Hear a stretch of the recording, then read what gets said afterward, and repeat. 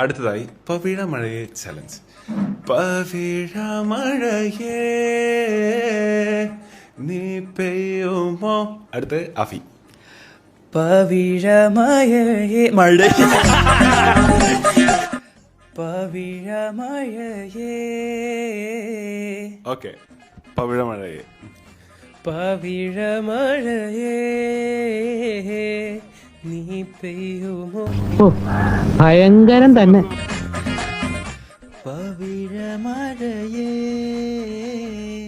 നീ പെയ്യുമോ. മൂർഖനെയാണല്ലോ ചവിട്ടിയത്. പവിഴമഴയേ. താഴ്ത്തുനിന്ന് എല്ലാരും പറഞ്ഞ അങ്ങോട്ട് കേരളാണ്.